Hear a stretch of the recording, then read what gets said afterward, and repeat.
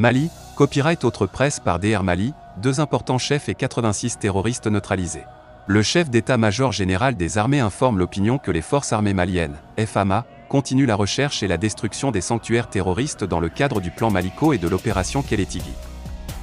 Depuis le dernier communiqué hebdomadaire en date du 6 mai 2022, les FAMA ont consolidé les succès tactiques avec des actions majeures contre des terroristes de plus en fébriles comme suit. En zone sud, dans les régions de Koutiala, Bougouni et Sikasso, les priorités opérationnelles ont porté sur la précision des renseignements et les recherches des terroristes responsables des attaques contre les symboles de l'État. Dans les régions de Nara et Koulikoro, la précision des renseignements a orienté les actions dans le cercle de Banamba avec le suivi, l'interception et la désorganisation d'une colonne logistique terroriste entre Toubakoro-Sila, Semène et Oulni. Des tirs mortiers et canons SPG-9 dans une forêt refuge terroriste. L'échec de l'infiltration et de l'attaque d'une position FAMA à Banamba avec l'interpellation d'un terroriste précurseur, membre d'un groupe de 04 terroristes. Le bilan de ces actions fait état de côté terroriste. 12 terroristes neutralisés, 07 terroristes interpellés, 12 motos, des bidons d'essence et du matériel de guerre saisis. Côté FAMA, 02 blessés légers FAMA. Sur le théâtre et de l'opération Maliko, les opérations de routine de sécurisation des personnes et leurs biens, de même que la protection des forces sont poursuivies avec une attention particulière sur la région de Ménaka et la zone de Gossi dans laquelle localité les FAMA ont réagi vigoureusement à des tirs de terroristes armés de mitrailleuses PKM et AK-47.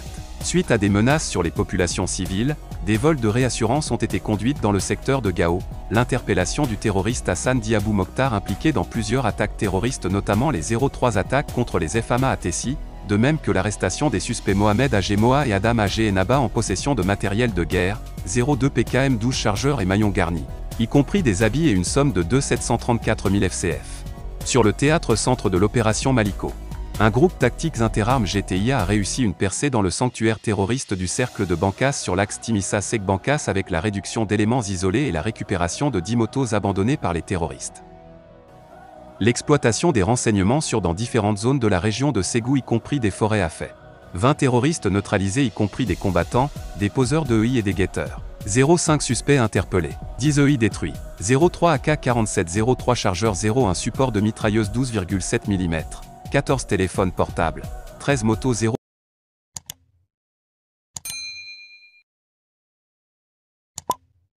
Mali, des frappes aériennes ont permis aux FAMA de tuer 12 terroristes à Yirma et la destruction d'un important dépôt logistique. Les forces armées maliennes poursuivent leurs actions de bombardement des positions terroristes pour la sécurisation des zones où ils ont élu domicile et implanté leur base. C'est ainsi que dans la nuit du 27 au 28 avril 2022, les frappes ont ciblé dans le secteur de Yirma, localité située à 23 km au sud-ouest de Mondoro, un regroupement et une rencontre de coordination et de planification d'attaque par des terroristes de la Katiba Serma et Ansaroul al-Islam.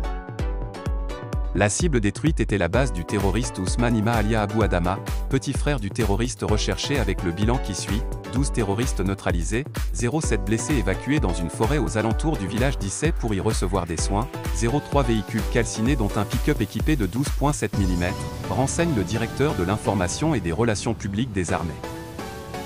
Le colonel Souleymane Dembélé souligne que le 29 avril 2022, les frappes ont ciblé un important dépôt logistique opérationnel des terroristes situé entre les localités de Niasso Sébé et Sosobé Togoro.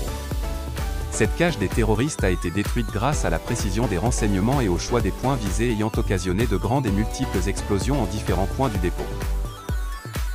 Les puissants incendies observés après les frappes confirment la destruction du site contenant divers matériels de guerre y compris des explosifs, des drones, des armes et des munitions. Ce dépôt avait également été identifié et localisé suite à une longue série de renseignements techniques ainsi que de patientes opérations de surveillance et d'observation aérienne. D'incessants mouvements de véhicules et de tricycles chargés de divers matériels à partir des localités de Dungar, Toguerekumbualo et Sosobé à destination du dépôt localisé entre Tina et Kaba ont fait l'objet d'un suivi minutieux et permanent.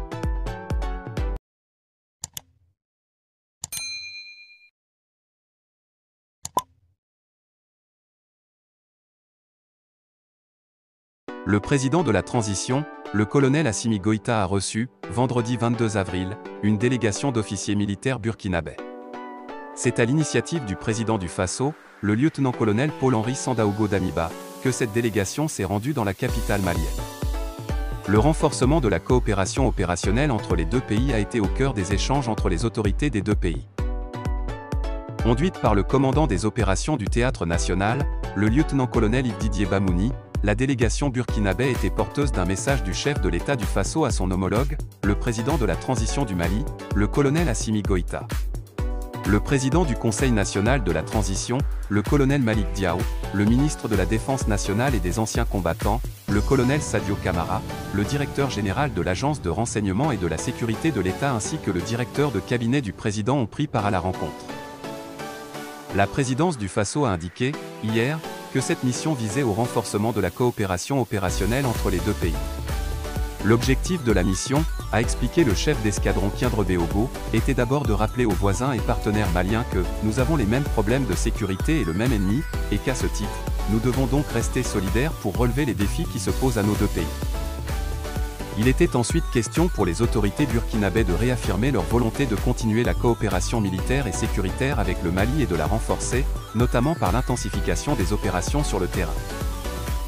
Selon la présidence du Faso, l'ambition est aussi d'anticiper les problèmes sécuritaires que pourrait engendrer un repli des groupes armés terroristes sur le territoire burkinabé, en raison de la montée en puissance des forces de défense et de sécurité maliennes dans la lutte contre le terrorisme, d'où l'intérêt de développer des synergies pour contrer ces forces du mal, estime la partie burkinabé.